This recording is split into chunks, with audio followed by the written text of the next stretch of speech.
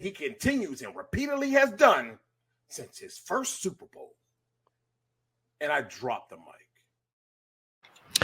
And I pick up the mic. We are back for the next topic on 99 Pod. And I got my guy, Dean.O, in the building. Dean.O, what's going on, my guy? What's going on, fellas? Appreciate you having me. Man, I'm hyped to be here. It's going to be a good second half. Let's get into it. Listen, man, I'm excited to have you on and to have all three of us on so we can give these reactions and predictions going forward. So we might as well begin in the UFC as Leon Edwards retains his belt, defeating Kamaru Usman. And I just want to give some takeaways. And then after that, we will talk about what's next for Leon Edwards. So, Dean.O, I'm going to pass the mic over to you. Your initial takeaways from this fight. Man, so Leon Edwards getting it done at London in the UK at home. Pretty crazy. I got to say, hats off to Leon, man. I didn't think he was going to go out and win it. I thought Usman was going to get the belt back. But now I got to sit there and think, like, what does this mean for Usman? Maybe now I'm sitting here thinking, like, man, Usman beat Covington twice. He beat Masvidal twice. Beat Gilbert Burns. He had a good run as welterweight champion, taking the belt from Tyron Woodley. So now what's next for Usman? Like, that's my initial takeaway is, like, where's Usman go from here? Who is he going to fight next? Is he going to fight Covington again? Is he going to fight Belal Muhammad? Is he going to fight the Gilbert Burns Masvidal winner? It's like, I don't know. So Usman definitely got some figuring out to do in that regard. Is he going to change weight classes? And it's going to be interesting to see where he goes from here. But it just came out today. I don't know if you guys know, but Dana White wanted to make the Colby Covington-Leon Edwards fight for the title in July, I believe, or August. And Leon Edwards came out and said, no, I'm not fighting Colby because he's been inactive. And when I was inactive, I wasn't getting these fights. So it's going to be interesting to see who Leon's going to fight next because I really thought it was going to be Colby. I was like, okay, stylistically, like, this is a good matchup. Colby's a good wrestler. Leon's got good stand-up, and he's a pretty decent wrestler. So I was interested to see how that's going to work out. But now that's not going to happen right now. So I don't really know who Leon's going to fight because you got Chimaev. He's going to be moving up to middleweight. So take Chimaev out of the welterweight rankings. He's not going to be there anymore. So now you look at here, the top contender is going to be Belal Muhammad, which would be a pretty good fight, but I don't really know if I want to see that right now. If Gilbert Burns beats Masvidal, is he going to get shot at the belt? Like, I don't really know where the whole welterweight division goes from here because right now it's pretty lopsided. There's a lot of limbo. Like, we don't really know what's going to happen. So hats off to Leon, though. Good performance for him. He got the job done at the UK. I thought majority decision was a right call. And, yeah, it's going to be interesting to see where the whole division goes from here because it's a lot of mess right now. A lot of messy. I mean, look, I'm going to just keep it a bean. When I watched that fight before this fight, the last one, where he had that Hail Mary kick, I did think that it did a lot for his confidence headed into this fight. I actually wanted him to win because I wanted him to show that it wasn't no fluke. But after watching this fight, to be honest, I'm going to call a spade a spade. This guy got away with an abundance of fouls in this fight. Grabbing the fence and everything. It was more than that. Like, it was like grabbing the fence. It was eye pokes. It was 3 glove grabs. It was 5 low blows. 2 called by the ref. 3 that wasn't called. 2 eye pokes. I mean, it was a whole bunch of infractions going on. And while some of these fouls wasn't impactful, just irritating, they were some that were impactful. For example, fence grabbing. It prevented the takedowns. It definitely prevented some of the momentum. And also, when you talk about potential fatigue and damage, like, for example, he got a point deducted. Yes, you could say that hurt him in a way, even though it didn't because he won the fight. It did actually help him more because had he got taken down, he could have got gassed out. And I remember seeing him gassed out in his second fight pretty quickly. So it prevented control time and it prevented him getting gassed out. And we all know Usman, the grappling pressure that he brings. The last fight, obviously, he had success. But there were even people saying that he got away with a few fence grabbing in the last fight. And, of course, we're not going to drum that in because of the Hail Mary kick. I mean, come on, it makes for a good movie. Good TV. We just like, all right, forget about it. We want to stick with that headline there. But in this fight, it was more obvious to me. And I'm saying to myself, I'm not even sure if I can really give him the full credit here because of all those infractions. And that's my biggest takeaway. He got away with a lot. And I'm a big guy in saying this when it comes to boxing, UFC. Depending on your referee could really determine your outlook on the fight or if you win a fight or not. Some referees allow you to get away with a lot. Some don't. Some call everything and it messes up the flow of the fight. Some don't call. Some don't even see it. And in this instance, I really think that the referee actually, although he called some of the things, he didn't call everything. And I think it favored Leon Edwards here. And even though I wanted him to win, I just got to be honest with you. He probably shouldn't have. That's my biggest takeaway.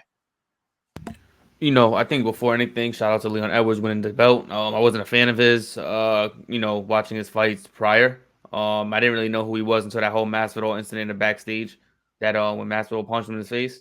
But I didn't like Leon Edwards. I watched his fights. They weren't really entertaining to me. They were kind of lackluster in a sense. But shout out to him getting basically to this point where he was calling out people being scared of him, not like kind of shying away from him. And he got to the point where he fought for the belt. He got the opportunity to fight for the belt and he got it, and he defended it more than so that's something he gets kudos for. For me, I'm more, the takeaway is the judging. Are the judges now benefiting the strikers or the grapplers? I'm confused because when we watched Islam versus Volk had most of the control time and he lost that fight. And I'm confused. No, I'm sorry. Yeah, he had most of the strikes. I apologize. He had most of the strikes in that fight, Volk versus Islam. And Islam had more control time with no damage, barely any damage when Volk was on the ground, when he had the control over Volk.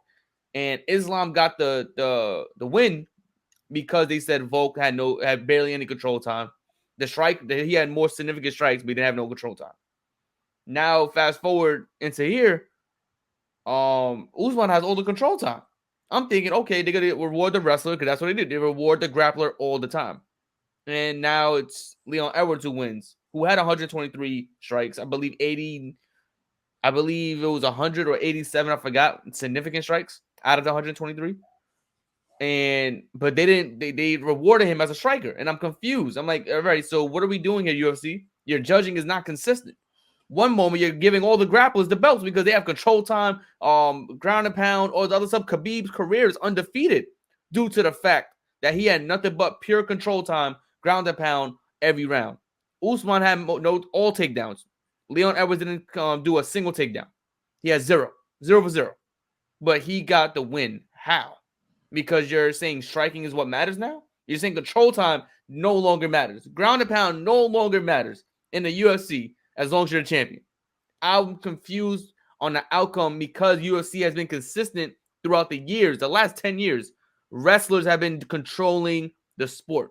It's a grappling league. If you got the control time, you have the win. And in this particular case, Leon Edwards, the striker, won.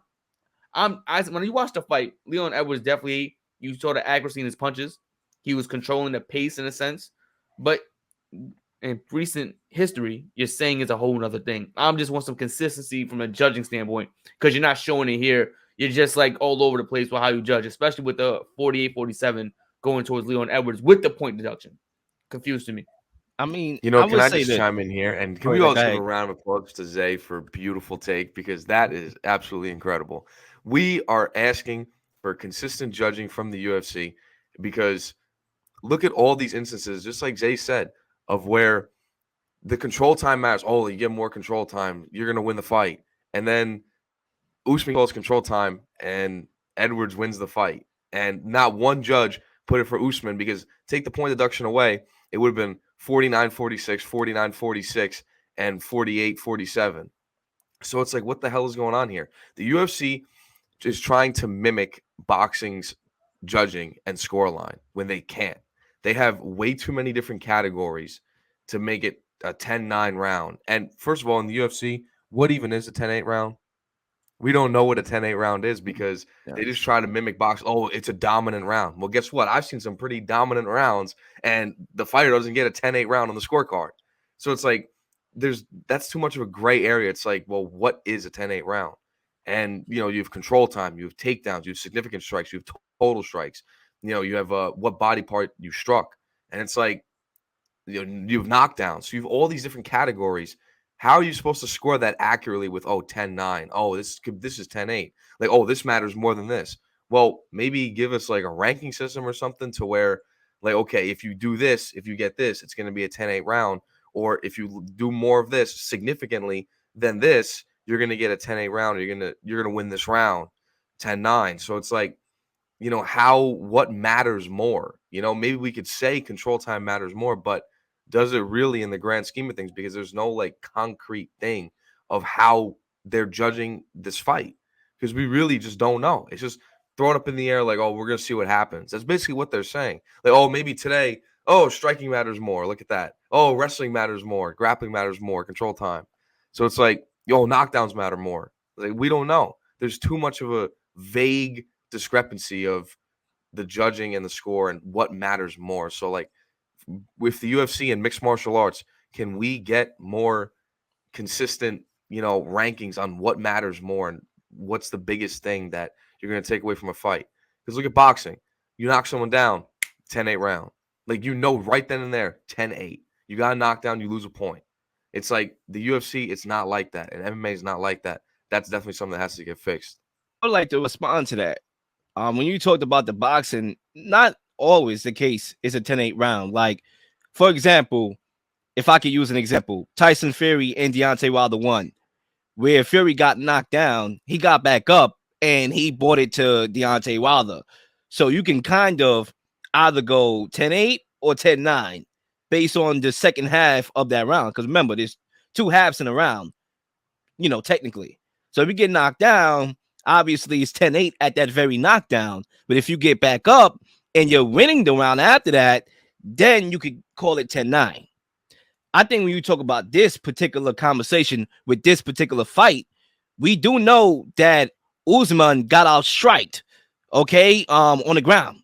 Leon, he outstrike him on the ground. But when he got taken down, it's not like he stayed down for any control time to really, accumulate. He got back up. I seen it. He got back up. He wasn't down for a long period of time. So I think for me, that's why I talked about the infractions, because I think the infractions more so we need to focus on, because those infractions prevented, Edwards from going down. If you go back and revert back to that point reduction, that only took away 1 point. If he got taken down, who knows if the control time don't accumulate from there and he gets weighed down in fatigue and he fights differently. So he's not as effective with his striking and on foot because now he's gassed. But I do think it's a good thing to bring up because we still don't have that clarity about what is a 10-8 round, in UFC, what is, some of the little things that we're talking about right now. But I would say this. If you ask me today, what should be next for Leon Edwards? Obviously, the UFC talked about Colby Covington. Me personally, I think he should fight the winner of Masvidal and Gilbert Burns. I think if Masvidal wins, there's a history there. We talked about the backstage brawl. You can get behind that. First of all, Masvidal is a pay-per-view draw in himself. That's a big marketing tool for the UFC to get behind.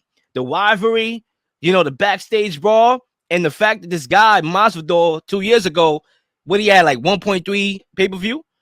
So you can get behind that. I think, to me, that makes a lot of sense from that perspective. And if, UFC, I will allow that winner, the winner of that fight, to fight Leon Edwards. I don't think Colby Covington, not fighting for almost 2 years, should just be able to come in and fight for a title fight. What are we doing here?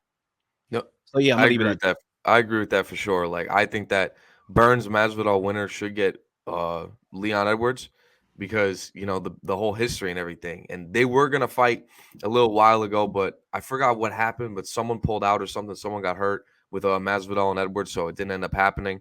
Now Leon's a champ, so now you put that fight in like I was gonna say Miami or the UK, but maybe that won't happen because they're both getting back-to-back cards. But you put that in Vegas or something, that's going to be a huge pay-per-view draw. If the UFC is smart, they'll give, and if Masvidal wins, they'll give Masvidal versus Leon the belt, the title fight.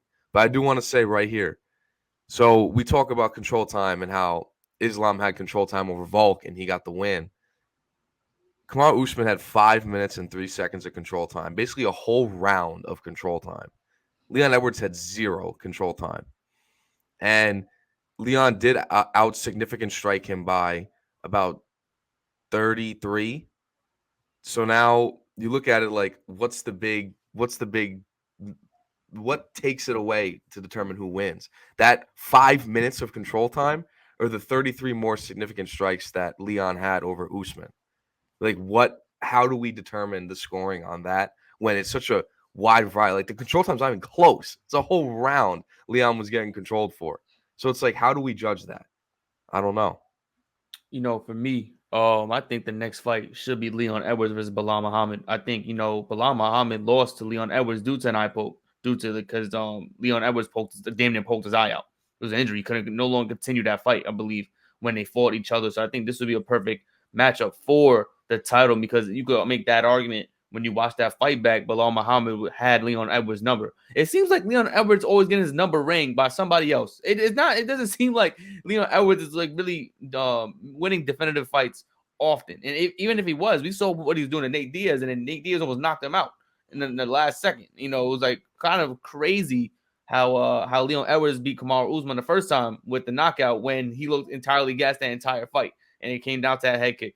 For me, I think Bilal Muhammad's a great rivalry. I think that's something that a lot of people overlook because of they're looking towards Masvidal, they're looking towards Gilbert Burns. I think Masvidal, if he beats Gilbert Burns, that'll be an epic rivalry match for the belt, just because of their history, because of the disdain they already have for each other. It'll be very similar, not very similar, but it'll be close as you can get to the Colby Covington Masvidal fight. How huge of the magnitude it was.